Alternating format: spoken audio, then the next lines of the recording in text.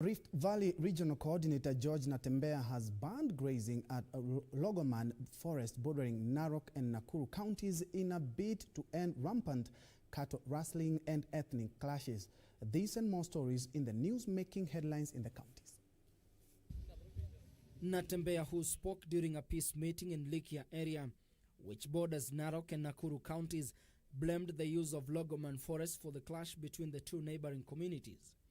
Natembeya directed the county commissioners of Narok and Nakuru counties to create a committee comprising elders from both communities that will be tasked with resolving disputes between the two ethnic groups. Leo vile tumesema hatutakubali watu wakae kwa hii msitu for now, na itakuwa ni toto.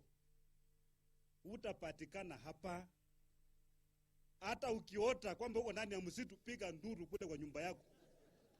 Utapatikana hapa, maana ni hatari sasa. Mashamba ambaye Kenya mzima hakuna mahali iko kama hapa.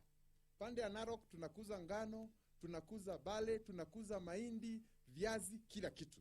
Hata hapa Njoro, Mount Narok, hata huku the same.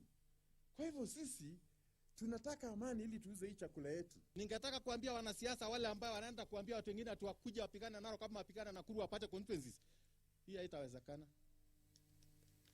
Hiyo mambo ya kuja kuingilia jamii fulani, ama unakuja unajifanya unapeana chakula, alafu unakuja kuambia watu ati hatujapata hii na hii bila kumwaga damu. Damu ya mwanadamu iwe ya nani, hatutaki mwagwe Kenya. An Education Cabinet Secretary Professor George Magoha says the Ministry of Education has engaged Rivertex textile industry in Eldoret to produce 22 million masks for learning institutions by August, ahead of the opening of schools in September. Speaking while touring Rivertex textile industry in Eldoret, Education CS Professor Magoha says the ministry is keen on ensuring school-going children are protected from the COVID-19 pandemic. It really depends, because if a child requires to read lips, then we must consider masks that are transparent for both the teacher and the child. Continued partnership and support. Meanwhile, Safaricom Foundation has handed over personal protective equipment worth over 7 million shillings to healthcare workers in Meru, Kajiado and Baringo counties to support the fight against coronavirus in regions. The equipment includes N95 masks, surgical masks and protective clothing, hand sanitizers and gloves. Elsewhere, residents of Merthi sub-county in Isiolo have been cautioned against relaxing the guidelines of preventing COVID-19 following the discharge of 30 suspected cases from quarantine.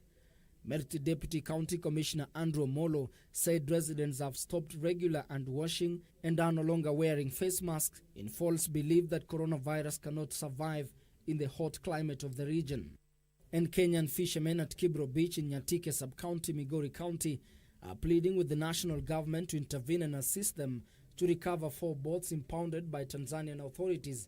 Kibro Beach Management Unit Secretary Abisalom Aroko said the Tanzanian authorities are asking for 40,000 shillings for each boat, money they cannot afford.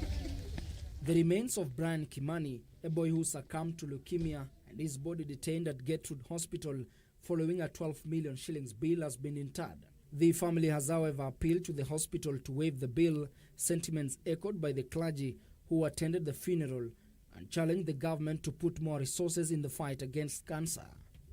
Ben Chumba, reporting for Channel 1 News.